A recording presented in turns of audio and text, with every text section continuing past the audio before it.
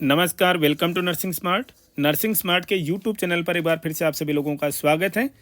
Screen पर आप देख सकते हैं उत्तराखंड चिकित्सा सेवा चयन बोर्ड उत्तराखंड में के चिकित्सा विभाग में नर्सिंग ऑफिसर की पोस्ट मेल फीमेल के लिए पोस्ट के लिए रिक्रूटमेंट नोटिफिकेशन आया है। टोटल नंबर ऑफ पोस्ट हैं 1455। यही सेम विज्ञापन पहले भी आया था, जिसे अमेंड करके यहाँ पर डिटेल में नोटिफिकेशन अगेन इश्यू किया गया है। तो चलिए छोटे से सेशन में डिस्कस करेंगे किन के लिए वैकेंसी है, कौन इसकी पात्रता रखता है, कौन नहीं, किस तरीके से सिलेक्शन प्रोसेस होगा। ऑनलाइन एप्लीकेशन आज यानी 12 मार्च 2024 से शुरू होकर के 1 अप्रैल 2024 तक जो फॉर्म्स फिल किए जाएंगे। आवेदन शुल्क जमा कराने की अंतिम तिथि भी ठीक उसी दिन 1 अप्रैल 2024 तक रहेगी। टोटल पोस्ट का यहाँ पर हम डिटेलिंग देख लेते हैं। टोटल नंबर ऑफ पोस्ट हैं 1455, जिसमें से फीमेल्स के लिए 797 पोस्ट हैं। और ये 797 पोस्ट फीमेल किन के लिए हैं? जीएनएम के लिए।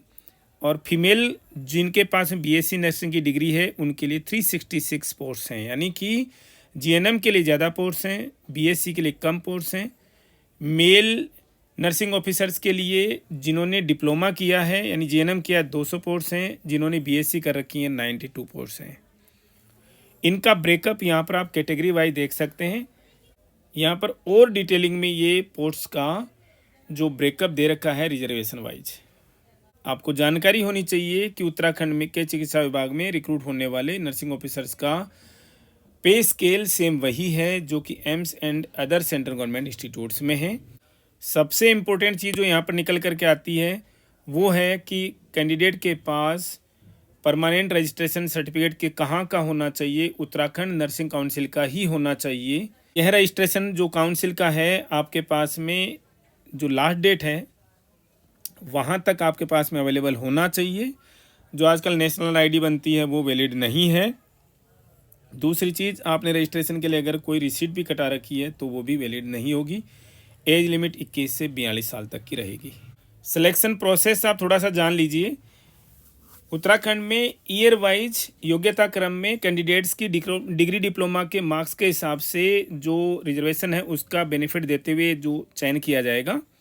23-24 में एक बार के लिए जो ईयरली जो उनकी लिस्ट बनी हुई है, मेरिट लिस्ट जो बनी हुई है, अंकों के साथ में उसी हिसाब से ईयर के हिसाब से मीन्स ईयर की मेरिट प्लस उनके मार्क्स की मेरिट और प्लस रिजर्वेशन का बेनिफिट देते हुए उन्होंने जो लिस्ट बना रखी है उसी को बेसिस बनाते हुए जो एप्लीकेशंस इनके पास में आएंगी उन्हीं से सिलेक्शन लिस्ट बनाई जाएगी ईयर के हिसाब से।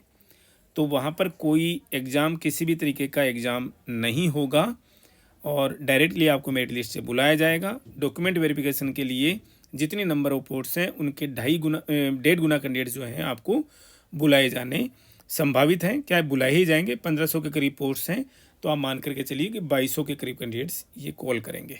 फीस का विवरण आप देख सकते हैं। अनरिजर्व कैटेगरी के लिए 300 और ओबीसी के लिए 300, बाकी सबके लिए 150 रुपये हैं। ये सेशन हमारा करने का केवल एक ही मतलब था कि बच्चे बोल रहे हैं सर ये यूके वाली में हम अप्लाई कर दें या फिर रजिस्ट्रेशन करा लें क्या?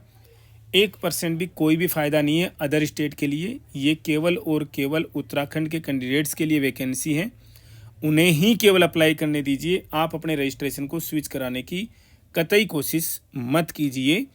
कोई फ़ायदा नहीं होगा। वो अपनी मेरिट लिस्ट में जो कैंडिडेट्स आते हैं ईयर वाइज उन्हीं को सेलेक्ट करने वाले हैं। सेशन में इतना ही, मिलेंगे वेरी नेक्स्ट अपडेट के साथ। Thank you.